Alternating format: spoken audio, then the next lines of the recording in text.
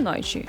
Esta é a nova edição de Notícias da Ucrânia e do Mundo no canal UATV Português. Inscreva-se para ficar por dentro das atualizações diárias. Hoje, no dia 16 de setembro, cobriremos os seguintes temas.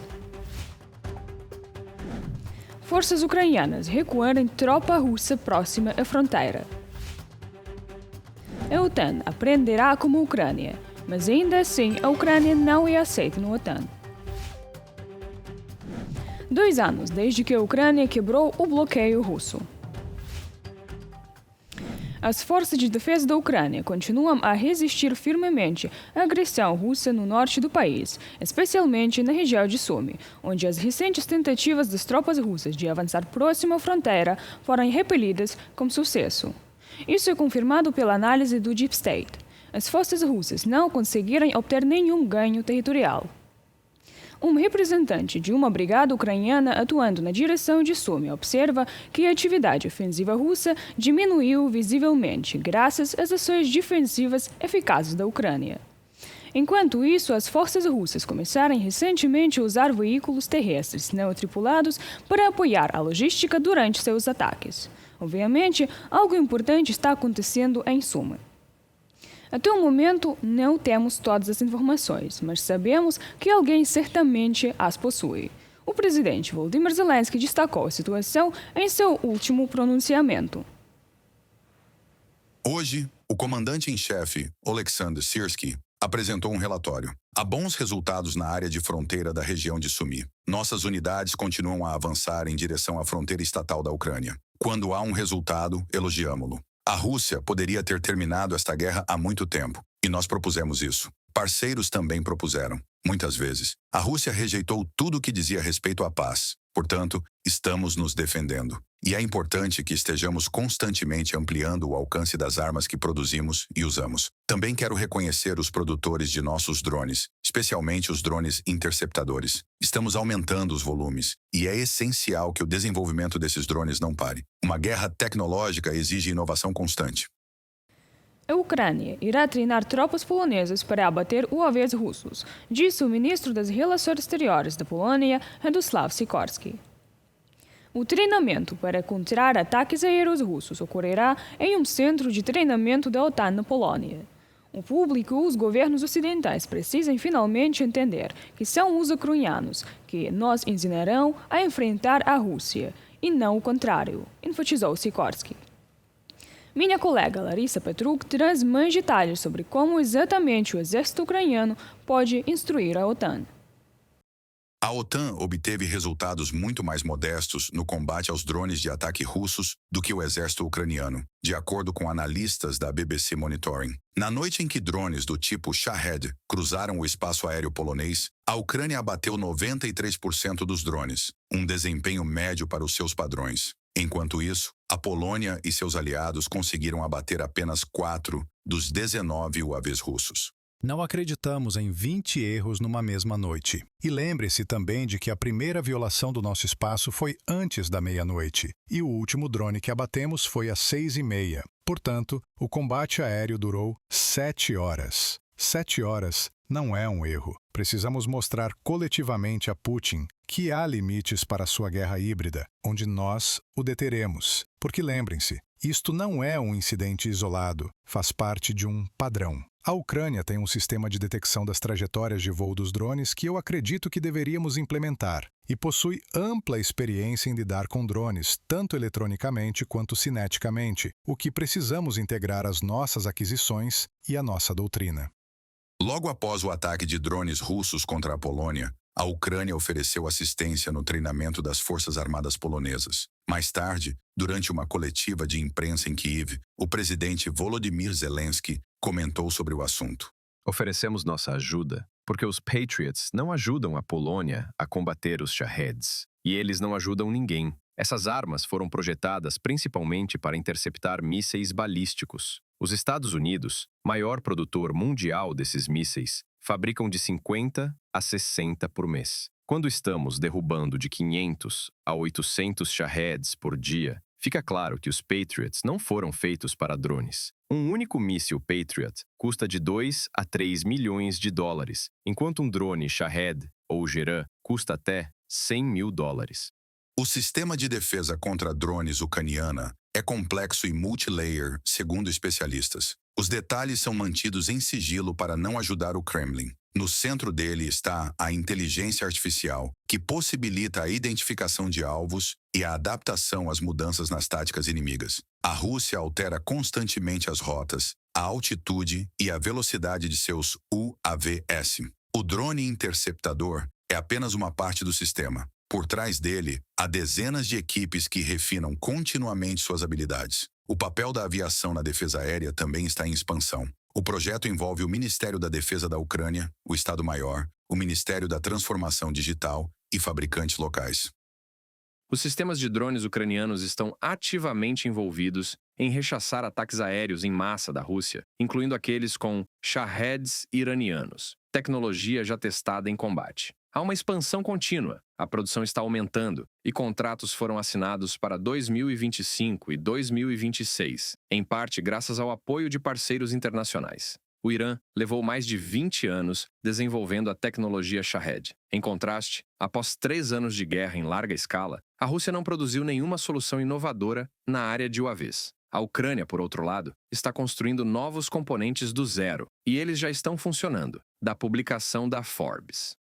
Não se trata apenas da defesa contra drones russos. A Ucrânia estabeleceu 5 recordes graças aos seus veículos de superfície não tripulados, Magura. Pela primeira vez na história, um drone destruiu um navio de guerra, caças e um helicóptero. No início do verão de 2025, especialistas da OTAN reconheceram a operação especial Spiderweb, desenvolvida pelo Serviço de Segurança da Ucrânia para eliminar bombardeiros russos, como um ponto de virada crucial na guerra. Enquanto isso, ataques bem-sucedidos de drones ucranianos às refinarias de petróleo russas durante o verão deixaram várias regiões da Rússia sem combustível e reduziram significativamente a receita do agressor. Como resultado dos ataques com drones ucranianos a refinarias de petróleo ao longo do mês de agosto, a Rússia perdeu 17% de sua capacidade de refino, ou 1,1 milhão de barris por dia, de acordo com a Reuters. Várias refinarias importantes interromperam completamente a produção. Novokuibishevsk, capacidade de 8,3 milhões de toneladas por ano. Saratov, Volgograd e Syzran. O tempo total de inatividade das refinarias em agosto atingiu 6,4 milhões de toneladas, um recorde histórico. Em setembro, a refinaria de Ryazan, responsável por cerca de 5% da produção do país, também fechou parcialmente, da publicação do Moscow Times. Na madrugada de 14 de setembro, as forças de defesa ucranianas desativaram a refinaria de petróleo Kirish, na região de Leningrado. De acordo com relatórios preliminares, ocorreram explosões no local, resultando em um incêndio de grandes proporções. Reportagem de Larisa Petruk para UATV Notícias.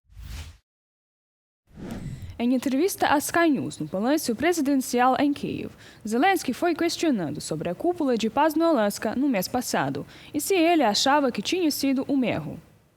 Acho que isso deu muitas vantagens a Putin, disse ele, e acredito que se fosse uma reunião trilateral, com a Ucrânia incluída, teríamos obtido algum resultado.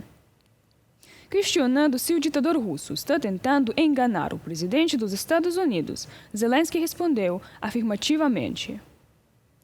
Durante a cúpula no Alasca, o ditador russo teria dito a Donald Trump que deseja as regiões orientais de Donetsk e Luhansk, e que supostamente estaria disposto a ceder outros territórios ucranianos ocupados por suas tropas em troca.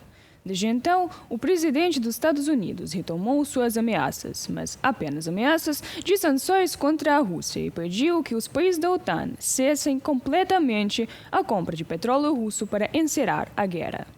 Os ataques russos à Ucrânia continuam e nos últimos dias todos observamos incursões nos espaços aéreos da Polônia e da Romênia, enquanto uma cúpula proposta entre Zelensky e ditador Putin não se concretizou.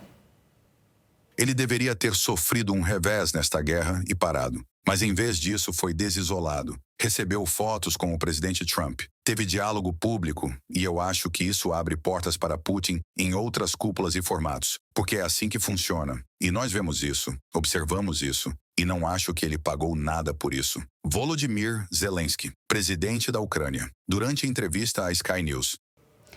Ele está conduzindo a guerra e todos estão tentando detê-lo, discutindo, pedindo, mas, em vez disso, deve-se aplicar força, pois é a linguagem que ele entende. Foi isso que Zelensky disse sobre Vladimir Putin em entrevista à Sky News. Ouvimos muitas palavras corretas, mas já as ouvimos por 3 anos e meio. O agressor deve ser detido pela força, não pelas palavras, afirmou Zelensky. Hoje é o dia em que a Rússia tentou colocar de joelhos o celeiro da Europa, a Ucrânia, até uma vitória quase despercebida pelo mundo, que forçou uma das marinhas mais poderosas do mundo a recuar. Há 2 anos, os portos de Odessa estão silenciosos. Dezenas de navios cargueiros chegavam a cada mês e milhares de toneladas de grãos deveriam ser carregadas em cada embarcação para serem enviadas dos agricultores ucranianos aos mercados de todo o mundo. Quando a Rússia invadiu, impôs um bloqueio, interrompendo as exportações dos portos ucranianos no Mar Negro, enquanto Vladimir Putin tentava dobrar economicamente um dos celeiros do mundo. Obviamente, o bloqueio de Moscou ameaçou não apenas os negócios de exportação da Ucrânia, mas também criava uma crise global, com os preços dos alimentos disparando e colocando milhões de pessoas em risco de fome. Foi exatamente neste momento, há 2 anos, que nasceu o avanço tecnológico da indústria militar marítima ucraniana. A Ucrânia entregou seus drones navais de ponta. Usando mísseis e exames de novos drones, que forçou a frota do Mar Negro de Putin a se retirar, permitindo que a Ucrânia reabrisse as rotas marítimas para suas exportações. Isso também foi o que Dmytro Barinov, porta-voz do Porto de Odessa, chamou de vitória econômica. Após 24 de fevereiro, o porto ficou completamente bloqueado. Mais de 100 embarcações ficaram presas no porto com tripulantes por 6 meses. O Kremlin decidiu atingir a Ucrânia não apenas com tanques e mísseis, mas atacando as exportações agrícolas, que em 2021 representavam 2/5 de todas as exportações. Antes de guerra, a Ucrânia era o 7º maior exportador mundial de trigo, 4º maior exportador de cevada e o maior exportador de sementes de girassol. 9/10 dessas exportações passavam pelos portos ucranianos no Mar Negro. Os mercados reagiram com alarme à perda das exportações ucranianas e à perspectiva de que as vastas exportações agrícolas da Rússia também poderiam ser prejudicadas. O mundo falhou em fazer a Rússia ouvir a razão, como sempre acontece. Assim, as Forças Armadas da Ucrânia tiveram que resolver o problema à sua própria maneira. A necessidade gerou inovação. O ataque foi tão intenso, os drones ucranianos foram tão bem-sucedidos que a Rússia praticamente retirou sua frota de Sevastopol, na Crimeia, para Novorossiysk, mais a leste. A Ucrânia é uma nação que não possuía forças navais no Mar Negro e estava enfrentando uma grande força naval, disse um diplomata internacional. Eles aplicaram guerra assimétrica com drones e empurraram a Rússia ainda mais para o leste. Em setembro, o primeiro navio civil estava pronto para realizar a viagem. No início de julho, cerca de 1.300 já haviam seguido o mesmo caminho. No início de julho, as Forças Armadas da Ucrânia reabriram completamente os portos do Mar Negro e movimentaram novamente 50 milhões em mercadorias, quase todas as exportações agrícolas. O efeito do fim do bloqueio ucraniano nos preços mundiais é difícil de mensurar, dizem os analistas, pois a medida é sensível a muitos fatores. Por hoje é isso. Curta, comente e fique ligado ao UATV Português para as próximas edições. Até amanhã.